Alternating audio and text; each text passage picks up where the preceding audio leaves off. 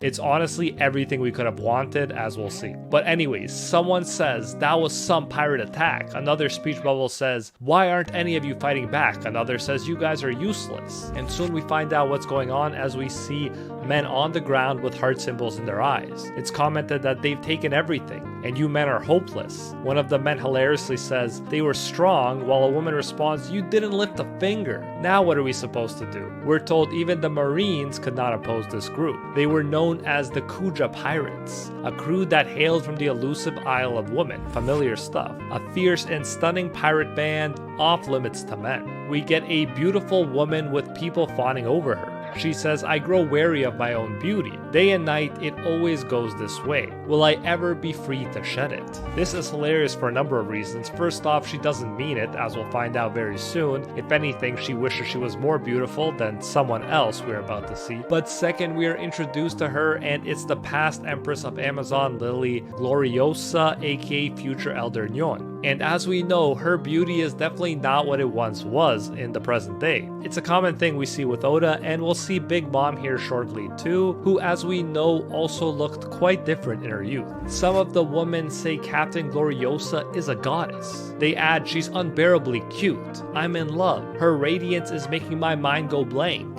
My heart can't afford to beat this hard. Another future empress who is very young here, Tritoma, some have actually speculated that she could be Luffy's mom, runs to Gloriosa with a bunch of new fan letters. The empress asks about the way bigger pile in the back, 100 times bigger pile, and is told that those are for Shaki, a name you may recognize as belonging to the wife of Roger's right-hand man, Silver's Rayleigh. So Rayleigh got quite the catch, as we'll see and are seeing right now in the flashback. As I alluded to earlier, Gloriosa is upset at being upstaged, calling it a total betrayal by one of her people. And the narrator says, indeed, the only one said to outshine the radiant Gloriosa, the star of her era, was none other than her first mate, Shakuyaku. When they see the Roger pirates approaching, it's soon clear that this time Gloriosa is the one fawning over someone, and she's fawning over the one and only Goldie Roger. Roger says, hand her over, Kuja pirates. Today's the day we finally win her from you. We're taking your first mate,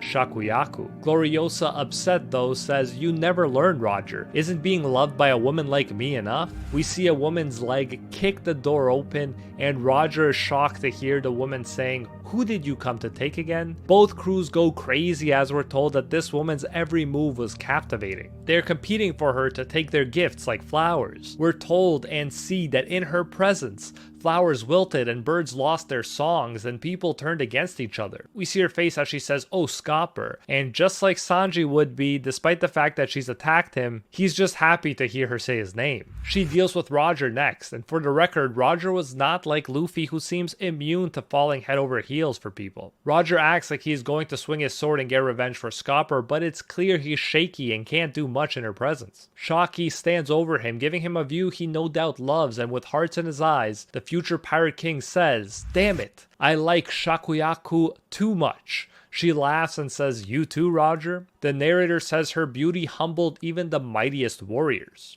She loved her cigarettes even back then, and she says to Roger, you should know I'll never submit to another's captivity. She tells her crew to take their treasure while Roger is still looking with hearts in his eyes at Shaki, while Gloriosa is upset and telling him, Roger, you know I'm the one who likes you, right? It's so funny. Roger is just cruel in how blatant he is when he says, out of the way, Gloriosa, you're blocking Shaki. Shaki comments to Rayleigh, the guy she'll end up with, saying, Rayleigh, it must be hard for you, and he says, yeah, I'm surrounded by idiots. She winks at him, and you can see he's affected too, but he definitely played it off more cool than Roger and Scopper. At this point, as if this wasn't enough famous characters at once, we get the Marines make an appearance who spotted the Kuja in Roger cruise. It's not just any marine ship either. At first, Roger thinks they gotta set sail, but when he finds out it's Garp's ship, Roger loses it and gets pumped, saying, alright men, new plan, crush them, while Garp says the same, holding a cannonball in his hands. Garp is introduced as Vice Admiral and future hero of the Marines and grandfather of Luffy. Garp and Roger don't waste much time and immediately attack each other, Garp with the move Meteor Fist and Roger with the move Aramitama. Now, what can get these two clear rivals to team up together against Rox? I can't wait to find out. The narrator tells us that Roger, Garp, and Rox were the three who would be spoken of as legends in the Great Pirate era, but at this time, their blood burned with the passion of youth. I love that. Of course, even if Roger looks funny with his face punched in, the two were clearly still very strong, and already we see the Conqueror's hockey shockwaves. The narrator also tells us that the Kuja were at the height of their popularity at this time. No one could speak of this era without mentioning them. Gloriosa, though, we see is now afflicted with heartache. As the narrator says, many saw them as idols, and their wanted posters fetched a high price. Stalkers taking creep shots became a daily nuisance for the crew. Soon after this encounter, Shakuyaku was crowned empress and her popularity continued to grow to an unimaginable level. Note, Gloriosa will also serve as a member of the Rox Pirates and be at God Valley, so I look forward to seeing how her lovesickness over Roger plays out with all that. We are still in a flashback, but now we jump to what is happening on Elbaf at Ida's Tavern. A giant is telling the young Herald, I saw Loki drowning after the ship capsized. He's always acting up so badly when you're not around. I honestly wondered whether I should help him or not. Now this last line is crazy if you think about it. It's like he said to Herald,